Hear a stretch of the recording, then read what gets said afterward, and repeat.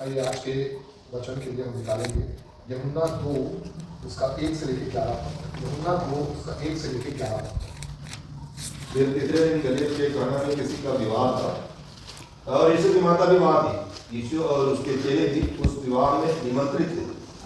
जब दाखरस घट गया तो यीशु की माता उससे कहा, उनके पास दाखरस नहीं रहा। यीशु ने उससे कहा, हे महिला, मुझे तुझसे क्या काम, अभी मेरा समय नहीं आया। उसकी माता ने सेवकों से कहा, जो कुछ वह तुमसे कहे वही करना। वहां यहूदियों की शुद्ध करने की रीति के अनुसार पत्थर के 6 मटके धरे थे, जिनमें 2-2, 3-3 मन समाता था। यीशु ने उनसे कहा, मटकों में पानी भर दो। उन्होंने उन्हें मुहामुह कर दिया। तब उसके प्रधान के पास ले जाओ, और वे ले गए।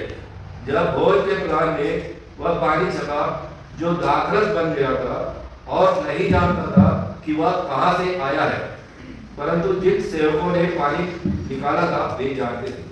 तो भोज के प्रधान ने दूल्हे को बुलाकर उससे कहा, हर एक मनुष्य पहले अच्छा दाखरस देता है, और जब लोग पीकर छक जाते हैं तब मध्यम देता है, परंतु तूने अच्छा दाखरस अब तक रख छोड़ा है। यीशु ने गलील के काना में अपना यह पहला चिन्ह दिखाकर अपनी महिमा प्रकट की, और उसके चेलों ने उस पर विश्वास किया। Praise the Lord. आइए हम अपने सरों को झुकाएं और प्रार्थना करें। हे पिता परमेश्वर, आज के समय के तो धन्यवाद देते हैं पिता। हे पिता परमेश्वर, एक बार फिर तूने मुझे मौका दिया पिता कि हम तेरे चरणों में आकर तेरे वचन से हम ग्रहण कर सके पिता। हे पिता परमेश्वर, मेरे मुंह से तू बोल बातचीत कर पिता, और तू मुझे सिखा पिता, और यहाँ बैठे जितने भी लोग हैं उनको भी सिखा पिता, और आसपास के वातावरण को भी नियंत्रित कर पिता। हम यहाँ खाली हाथ आए पिता, हम पर भरे मन के साथ हम वापस जाने वाले हो सके पिता। एक बार फिर सारी बातों में तेरी स्तुति करते हैं पिता। इस प्रार्थना को तेरे इकलौते पुत्र प्रभु यीशु मसीह के नाम से मांगते हैं, सुना कबूल कर, आमीन। ये जो वचन है बहुत फेमस है, बहुत बार हम सुन चुके हैं कि यीशु का पहला आश्चर्यकर्म यहाँ हुआ था, उसके चेले लोग यहाँ थे, एक शादी का माहौल था, है ना। ये अपन बहुत बार समझ गए। हर साल गुड फ्राइडे का जो पहला वो रहता है, गुड फ्राइडे स्टार्टिंग नवंबर का स्टार्टिंग रहता है, उसमें ये वचन हम सुन चुके हैं बहुत बार।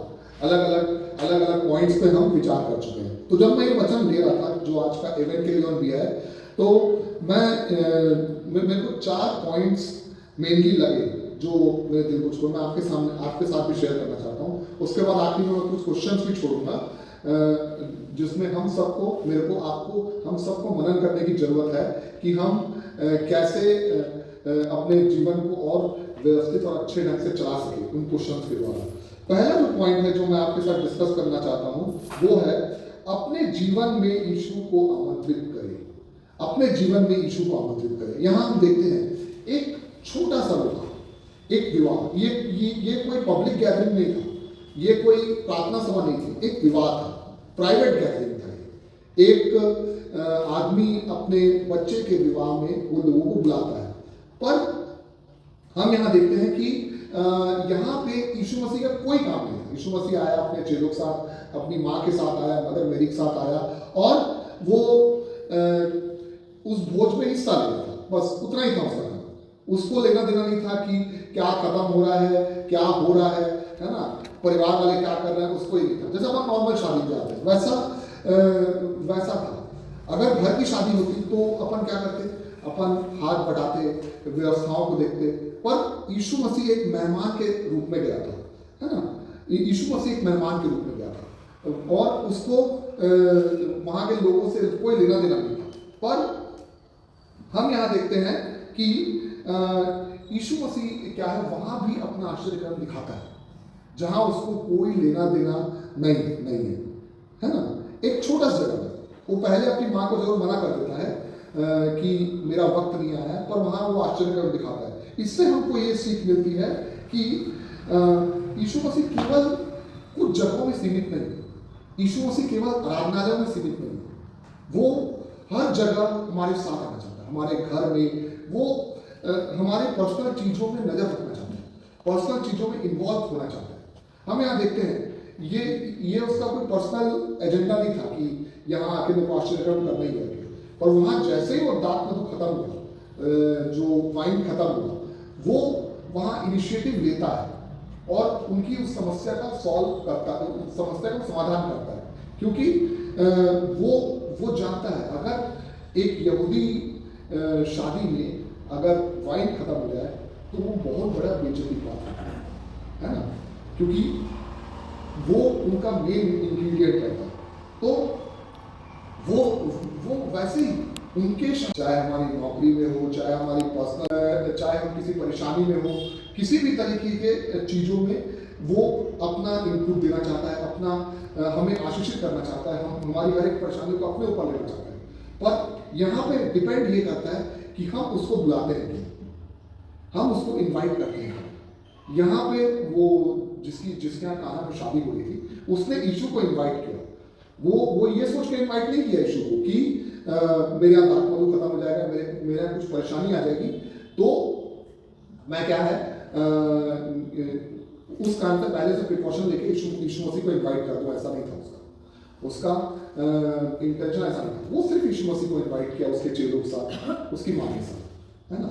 पर वहाँ जो कुछ हुआ उसमें हमें दिखता है कि यीशु मसीह का इन्वॉल्वमेंट कितना था, ना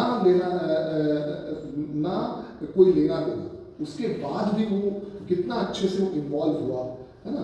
हम आगे पॉइंट्स को पढ़ेंगे कि वो मरियम जो इन लोगों क्या बोलते हैं, जो कारीगरों को बोलती है कि उसका बात मानना, तो वो मरियम को पहले झटक देता है, पर फिर भी वो उस काम को करता है।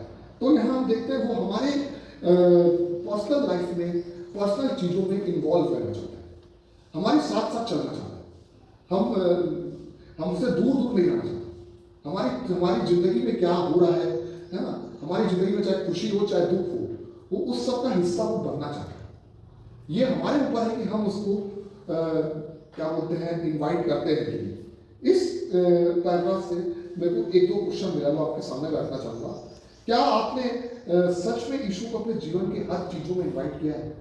क्या हर खुशी, हर दुख में क्या उसमें आपने इनवाइट किया है उसको? क्या उसको बुलाते हैं कि यीशु मसीह हमारे जिंदगी के फैसलों में क्या हम उसको बैठाते हैं? क्या पवित्र आत्मा को हम याद करते हैं? ये हमारे लिए सोचने वाली बात है। दूसरा है, क्या आपका घर और आपका हृदय उसकी उपस्थिति से भरा है? क्या आपका घर, क्या आपके घर में रोज प्रार्थना होती है, फैमिली प्रेयर होते हैं? क्या उसकी उपस्थिति से भरा हुआ है आपका घर? अगर उपस्थिति से नहीं भरा हुआ है तो हमको इनवाइट करना जरूरी है, ताकि वो हमारी मुसीबतों को दूर कर सके। ऐसा नहीं कि उसको सिर्फ मुसीबतों के लिए इनवाइट करें, खुशियों में भी इनवाइट करें, ताकि उसके महिमा में हम खुश हो सकें। ये दो प्रश्न इस तरह से मैं आपके सामने रखना चाहता हूँ। क्या हम उसको अपने घर में इनवाइट किए हैं? क्या हम उसको अपनी जिंदगी में बुलाए हैं, अपनी अंतरात्मा में बुलाए हैं?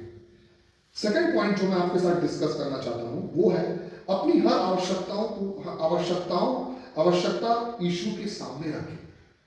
हर एक आवश्यकता। यहाँ हम देखते हैं जब ये उस घर का सरदार जब ये दाकस खत्म हुआ तो वो किसी को नहीं बताता, वो डर जाता है कि अरे मेरे यहाँ दाकस खत्म हो गया, मैं किसको बताऊँ, अगर बात फैलेगी तो बेइज्जती होगी। पर वो कारीगर जब उसको आके बताते हैं तो वो एकदम डर जाता है। कारीगर से जब मरियम पूछती है कि क्या हुआ, इतना खौफ क्यों, इतना डरे हुए क्यों, तो हम लोग बताते हैं। तब वो यीशु मसीह से जाके बोलती है, यीशु मसीह से जाके बोलती है उनकी मदद करो, दाकस खत्म हो चुका है, वाइन खत्म हो चुका है। यीशु मसीह उस टाइम एक लाइन बोलता है कि अभी मेरा वक्त नहीं आया है। चाहे वो लाइन पढ़ेंगे तो अभी मेरा वक्त नहीं आया वो है, तो वो लाइन पढ़ेगा ना, इसमें हमको दिख नहीं। यीशु ने उससे कहा है, महिला मुझसे क्या काम, अभी मेरा समय नहीं आया, अभी मेरा समय नहीं है। यीशु मसीह जानता था ये उसका समय नहीं है कि वो आश्चर्यकर्म करे, पर फिर भी मरियम जानती थी कि यीशु मसीह शायद ना करे, पर फिर भी वो जाके क्या बोलती है, कारीगरों को बोलती जैसा वो कहता है वैसा करो। और यीशु मसीह ना चाहते हुए सही, वो नहीं चाहता था, ना चाहते हुए सही, पर मरियम की आज्ञा को मानता है, अपनी माँ की आज्ञा को टालता नहीं, वो मानता है, वो उनकी हेल्प करता है। यहाँ पे हम देखते हैं हमें भी आज्ञाओं को मानना सीखना पड़ेगा, है ना। हमें भी यीशु मसीह के आज्ञाओं को मानना सीखना पड़ेगा। वो क्या बोलना चाह रहे हैं हमसे, वो हमारी जिंदगी में क्या क्या काम करना चाह रहे हैं, उसको हमें सीखना पड़ेगा, हमें जानना पड़ेगा। ठीक है, हमारा अपनी हर एक दिक्कतों को, हर एक परेशानी को उसके चरणों में रखना पड़ेगा। उसके बाद वो क्या आज्ञा देता है, हम उस परेशानियों को हमारी जिंदगी से कैसे दूर कर सके करें, वो यीशु मसीह क्या आज्ञा देगा, वो चीज जो आज्ञा देता है हमको मानना पड़ेगा। चाहे उसके पीछे चलने वाला आज्ञा हो, चाहे हमारे अंदर कुछ गवाही देने वाला आज्ञा हो, कोई सा भी आज्ञा, अगर हमारे अंदर की आवाज हमको बोल रही है, यीशु मसीह हमको बोल रहा है कि ये चीज करना तो तुम्हारा मुसीबत दूर हो जाएगा, तो हमें उस चीज को मानना चाहिए, मानना पड़ेगा, है ना। और हमें हमारी हर एक आवश्यकताओं, हर एक परेशानी को प्रभु को सौंप देना चाहिए, यीशु मसीह को सौंप देना चाहिए, वो उसका हल निकाले। जैसे यहाँ काना शादी में मरियम ने इतनी बड़ी दिक्कत, इतनी बड़ी परेशानी जो एक पूरे शादी को बर्बाद कर सकती है, मतलब जो उस दूल्हे के घर वालों को बदनाम कर सकती है, उस परेशानी को वो यीशु मसीह के ऊपर छोड़ दी। करेगा नहीं करेगा अलग चीज, पर वो यीशु मसीह के ऊपर छोड़ दी। और क्या हुआ, यीशु मसीह ने उसका निराकरण निकाला। सिर्फ वो कारीगर जानते थे कि ये दाखरस कहाँ से आया, ये वाइन कहाँ से आया, उन लोग जानते थे। ना शादी का, ना विवाह का प्रधान जानता था, ना वहाँ के लोग जानते थे, ना और कोई जानते थे। सिर्फ वो कारीगर, वो मजदूर जो उन मटकों में पानी भर रहे थे, वो जानते थे। ये मैं आपको इसका चित्र भी दिखाऊंगा इसमें। ये देखिए, इतने सारे मटके, 6-7 मटके, ये दाखरस खत्म हो चुका, इसमें पूरे में पानी भरा, और पानी को दाखरस में कौन बदला, यीशु मसीह। तो उसके लिए कोई भी चीज असंभव नहीं, बस हमको उसके चरणों में अपनी दिक्कतों, अपनी मुसीबतों को रखना है, वो सॉल्व करेगा। हमें सांसारिक लोगों के सामने हाथ पैर नहीं जोड़ना, हमें सीधा यीशु मसीह सामने वो सॉल्व करेगा। भले देर हो, भले थोड़ा सा देर हो, पर वो उसका हल निकाले, है ना। यहाँ भी वो एकदम तुरंत से आज्ञा नहीं माना, वो थोड़ा सोचा होगा, वेट किया होगा कि क्या करो क्या ना करो। वो परमेश्वर से बात किया होगा, उसके बाद जब उसको लगा होगा कि हाँ इनकी मदद कर लेनी चाहिए, तब वो मदद किया होगा। वैसे ही हमारी जिंदगी हम क्या सोचते हैं, हम प्रेयर करके तुरंत सॉल्व हो जाएगा, नहीं, टाइम लगता है, टाइम देना पड़ेगा। एक कहावत है ना, देर है पर अंधेर नहीं। उसके घर में देर है पर अंधेर नहीं। देर हो सकती है, पर कभी हम उसके घर से खाली हाथ नहीं लौटेंगे। ये चीज हमको मानना है, ये चीज हमको जानना पड़ेगा। पहली बात, यीशु मसीह की आज्ञाओं को मानना, वो क्या बोल रहा है ना। इसमें भी 2-3 क्वेश्चन है जो मैं आपके सामने रखना चाहूंगा। क्या आप अपनी समस्याओं को पहले लोगों को बताते हैं कि यीशु मसीह के सामने रखते हैं, परमेश्वर के सामने? आप किसके सामने पहले बताते हैं? हमारा अर्थ क्या है, हम लोगों को पहले बताते हैं, लोगों को इन्वॉल्व करते हैं। अरे मेरे साथ ये हो गया, उसको क्या करें, मेरे साथ वो हो गया। हम सोच लगाने का सोचते हैं, अरे मैं ये सोच लगा रहा हूँ मेरा काम हो जाएगा, मैं ये सोच लगा रहा हूँ। पर हम जब देखते हैं कि कोई हमारी हेल्प नहीं कर रहा, आखिरी रास्ता हम क्या अपनाते हैं, परमेश्वर के चरणों में जाना, यीशु मसीह से प्रेयर करना। हमको ये करना चाहिए। हमको पहले अपनी जो दिक्कतें हैं, अपनी जो समस्याएं हैं, वो यीशु मसीह के सामने रखनी चाहिए, ताकि हम उसका सॉल्व यीशु मसीह हमको दे सके। यीशु मसीह बताएगा किससे बात करना है, परमेश्वर बताएगा किससे बात करना है, कहाँ जाना है, किसके दरवाजे खटखटाना है। क्या हम अपनी समस्याओं को परमेश्वर के सामने, यीशु मसीह के सामने रखते हैं? सबसे पहले कि लोगों के सामने रखते हैं। क्या आपने आज अपनी चिंता को पूरी तरह प्रभु को सौंप दी है? हर इंसान के लाइफ में रोज चिंताएं होती है, रोज उसका स्ट्रगल होता है। क्या हम उस स्ट्रगल को यीशु मसीह के हाथ में सौंपे हैं कि हम अभी चर्च के बाद रोज बात करेंगे, अरे मेरे को ये दिक्कत है, ये सॉल्व कर दें? क्या हम यीशु मसीह के सामने अपने स्ट्रगल को सोचने वाले? ये चीज अपने को सोचना चाहिए कि क्या हम यीशु मसीह के सामने अपने स्ट्रगल्स, अपनी समस्याओं को रखें ताकि वो हमारा निवारण कर सके। थर्ड पॉइंट जो मैं आपके सामने रखता हूं, आज्ञाकारिता चमत्कार का मार्ग खोलती है। आज्ञाकारिता जो है वो चमत्कार का मार्ग खोलती है। यीशु ने मरियम की आज्ञा को माना, भले थोड़ा देर से माना, पर वो आज्ञा मानना चमत्कार के द्वार को खोल दिया। सिर्फ यीशु मसीह मरियम को ही आज्ञा नहीं, और जो मजदूर थे उन लोग भी यीशु मसीह का आज्ञा माने। अगर उन लोग बोलते अरे यार क्या करेगा, ये कुछ नहीं कर सकता, तो खत्म हो गया, पानी कैसे दाखा सकता है, अगर हम लोग ऐसा सोचते तो क्या वो पानी, वो 6 मटकों में भरा हुआ पानी दाखा बन सकता था? बन सकता? नहीं बन सकता। तो यहाँ ये स्पष्ट है, ये हम देखते हैं कि आज्ञा मानना, खासकर परमेश्वर यीशु मसीह का पवित्र आत्मा, आज्ञा मानना बहुत जरूरी है। ये बाइबल में पूरा आज्ञा लिखा हुआ है, इसको मानना बहुत जरूरी है। और हमें कंटिन्यूएशन में परमेश्वर से, यीशु मसीह से बात करते रहना चाहिए। हम प्रेयर के थ्रू बात करेंगे, वो हमको आज्ञा किसके थ्रू देगा? बाइबल के थ्रू। तो क्या हम उसका आज्ञा मान के काम कर रहे हैं? ये सोचने वाली बात है। तो हम देखते हैं यहाँ जो मजदूर है उन लोग क्या कर रहे हैं? उसकी आज्ञा मान रहे हैं, और 6 मटकों में पानी भर रहे हैं ऊपर तक। और वो लोग जानते थे कि सिर्फ पानी भरना ही इस समस्या का हल नहीं है। उन लोगों को ये नहीं पता था कि ये पानी कैसे वाइन में बदलेगा, कैसे क्या बोलते हैं हम, जो विवाह के प्रधान है उसको हम खुश कर पाएंगे, कैसे हम इतने लोगों को खुश कर पाएंगे। अगर उनको वाइन पसंद नहीं आया तो उनके दिमाग में बहुत सारे सवाल चल रहे थे। उन लोग उस टाइम नहीं जानते ना कि वो कौन था। वो तो यीशु मसीह एक आम इंसान के रूप में गया था, एक आम आदमी जो शादी का खाना खाना है एक्चुअली, तो एक आम आदमी के रूप में गया था।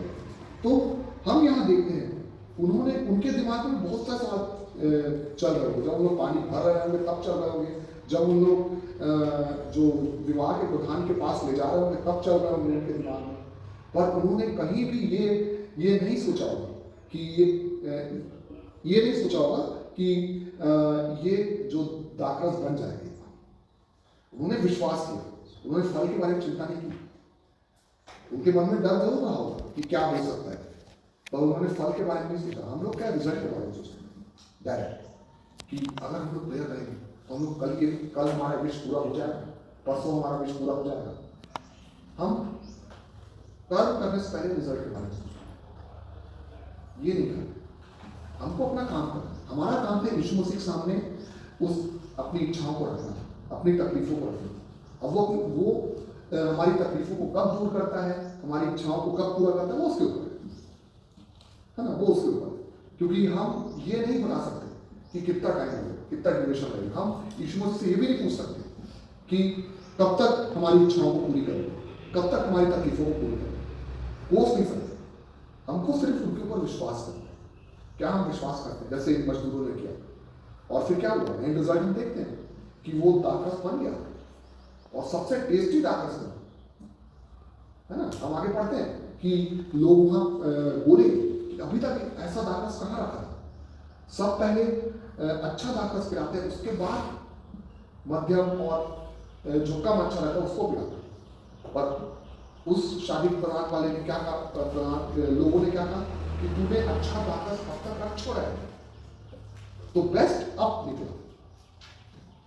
अगर लोग उसका बात नहीं मानते, उसका आज्ञा नहीं मानते, तो क्या बेस्ट निकलता? नहीं निकलता। तो इसमें भी कुछ सवाल मैं आपके सामने छोड़ रहा हूं। क्या परमेश्वर की आज्ञा का पालन करते हैं, भले ही वह तुरंत समझ में ना आए?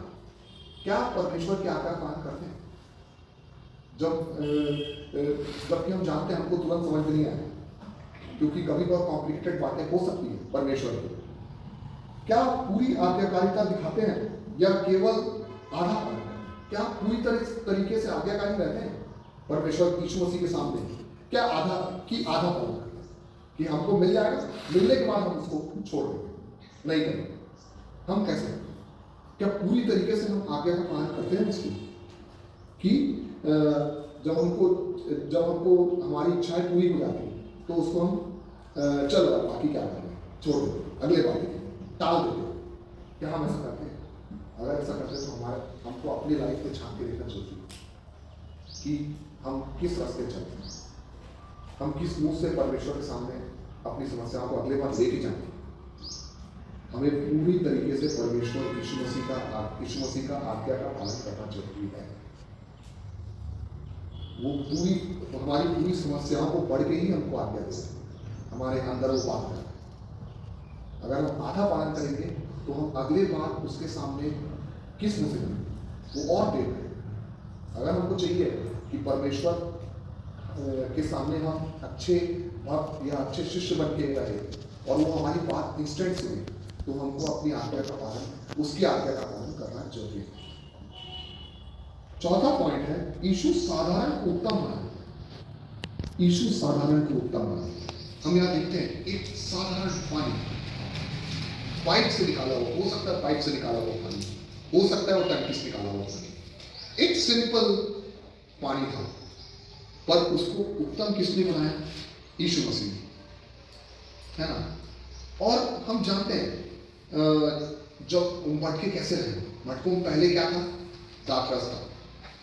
मटके हो सकता है गंदे रहे, हो सकता है उनको सही तरीके से साफ ना किया हो, मतलब वो एक नॉर्मल पानी था, या अब हम बोल सकते हैं मटकों में जाने के बाद और गंदा हो गया, पर उस पानी को उसने उत्तम दाखरस के रूप में बदल दिया।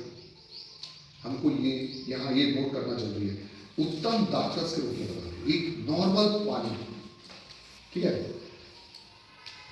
ये जबकि यीशु मसीह की महिमा का पहला चिन्ह था। हम जानते हैं पहला चमत्कार था, इससे पहले कोई चमत्कार उसने नहीं किया, है ना इस चमत्कार को करने के मूड में था, और उसने आज्ञा माना और इस चमत्कार को किया। और इससे हम देखते हैं जो शिष्यों का विश्वास था वो भी उसके ऊपर बढ़ गया कि हाँ ये हमारी हर एक इच्छाओं को, हर एक तकलीफों को पूरी दूर कर सकता है। और हम देखते हैं 3 से लेकर 3 से 6 से 12 से कितने हजार, आज हम देखते हैं, आज हम सब विश्वास करते हैं। क्यों विश्वास करते हैं? क्योंकि यीशु मसीह ने इस्राएल में चमत्कार किया। अगर हमारे पास ये बाइबल नहीं होती, ये चमत्कार हम नहीं जानते, तो क्या हम विश्वास करते हैं यीशु मसीह के ऊपर? क्योंकि हम सब, वो तो मेरे को मिला के हम सब सेल्फिश टाइप के लोग हैं। हम बिना किसी कारण के किसी पे विश्वास नहीं करते, भरोसा नहीं करते। वो हमारे काम आ रहा है तब हम उसको भरोसा करेंगे। अगर ये जो वो है चमत्कार है, इसमें जितने भी चमत्कार हैं, अगर हमें चमत्कार के बारे में नहीं जानते, तो हम क्या यीशु मसीह पर रैंडमली विश्वास कर सकते? नहीं करते, हम कभी नहीं करते रैंडमली विश्वास। हम चमत्कार के बारे में जानते हैं, हम जानते हैं कि यीशु मसीह क्या क्या कर सकता है, हम सबकी लाइफ में यीशु मसीह ने काम किया होगा, तब हम विश्वास करेंगे, नहीं तो हम विश्वास नहीं कर सकते। यीशु मसीह हमारे खालीपन को भर सकता है। या हम देखते हैं एक खाली पानी को, सिंपल पानी को उसने डार्क रस के रूप में चेंज कर दिया, बदल दिया। तो यहाँ पे हमारी जिंदगी में जो खालीपन है अगर है, तो वो यीशु मसीह भर सकता है। यीशु मसीह की बातों के द्वारा, यीशु मसीह की आज्ञाओं के द्वारा वो भर सकता है। और हमारी जो लज्जा है, हमारी जो शर्म है, वो सम्मान में बदल सकती है। हम कभी, बहुत लोग इंट्रोवर्ट थे, इंटरेक्ट नहीं करते, मेरे को मिला, मैं मानता हूँ इंट्रोवर्ट हूँ, मैं लोगों से इजीली इंटरेक्ट नहीं करता, पर वो यीशु मसीह मेरा कॉन्फिडेंस बदल सकता है। यहाँ पे भी जो भोज का जो वो लीडर होगा या जो प्रधान होना चाहिए, तो हम यहाँ देखते हैं कि वो सीधा किसी तक बोल नहीं पाया, वो डर गया था। उसको लगा होगा क्या होगा, मेरा शादी बिगड़ गया तो, मेरे घर का शादी बिगड़ गया तो। पर अगर वो जाके सीधा बोलता तो शायद सीधा उसका काम हो जाता। पर उसकी जो दशा है, उसको मरियम ने देखा और मरियम ने यीशु मसीह से कहा कि उसकी हेल्प कर दो, उसकी इच्छाओं को पूरी कर दो। तो यीशु मसीह ने उसकी इच्छाओं को पूरी कर दी। जरूरी है कि हम यीशु मसीह हमारी जिंदगी में हस्तक्षेप करें। यीशु हमारी जिंदगी में जिंदगी के फैसलों पे इंटरवीन करें। हमारी जिंदगी के हर फैसलों में यीशु का इंटरवेंशन होना चाहिए। हस्तक्षेप होना चाहिए, ताकि यीशु की आशीष हमें हर समय मिल सके, है ना। यहाँ पे यीशु ने उस शादी में हस्तक्षेप किया, उनकी हेल्प की। अगर वो नहीं करता तो इतना बड़ा चमत्कार हमको देखने को नहीं मिलता। आखिरी में मैं आपके सामने इस पैराग्राफ में कुछ सवाल छोड़ के जा रहा हूँ कि क्या आपके जीवन में कोई ऐसा क्षेत्र है जहां आप खालीपन महसूस करते हैं? हर किसी के लाइफ में खालीपन, हर किसी के लाइफ में, पर क्या आप उस खालीपन की जानकारी यीशु मसीह को दे रहे हैं? क्या उस खालीपन की जानकारी यीशु मसीह के साथ साझा कर रहे हैं? यीशु मसीह को बता रहे हैं? यीशु मसीह ने आपने बात की है कि मेरे जीवन में खालीपन उसको दूर कर दे करके।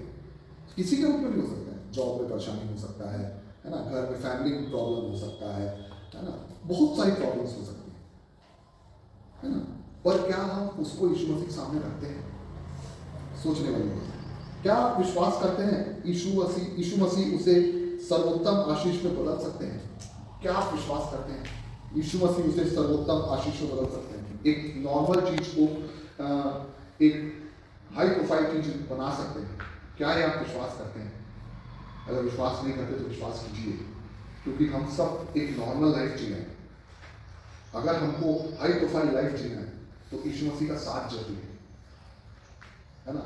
और हमको दूसरों से पहले यीशु मसीह से बात करनी है, ताकि हमारी लाइफ को यीशु मसीह और भी खुशनुमा बना सके, और भी सुंदर बना सके, अच्छे से हमारी लाइफ को सजा सके, हमारी तकलीफों को दूर कर सके। इन सब वचनों के साथ प्रभु यीशु मसीह आपको आशीष दे। बस मैं एक ही सवाल छोड़ना चाहूँगा, क्या आप अपने जो दिक्कतें हैं, जो परेशानी है, सबसे पहले यीशु मसीह से शेयर करते हैं? हम सबको सोचने वाली बात। आइए हम प्रार्थना करें। हे पिता परमेश्वर, आज के सुबह की धन्यवाद। हे पिता परमेश्वर, तूने हमें आशीष दी पिता, कि हम एक बार फिर तेरे वचन से तेरे सामने आ सके पिता। हे पिता परमेश्वर, हमें आशीष बल दे पिता, हम दूसरों से पहले हम तेरे से अपनी समस्याओं को डिस्कस कर सके पिता, अपनी समस्याओं को निराकरण तेरे द्वारा खोज सके पिता, जैसा मरियम ने खोजा पिता। हम दूसरों पर निर्भर ना रह सके पिता, सब कुछ अपने नियंत्रण में रख पिता।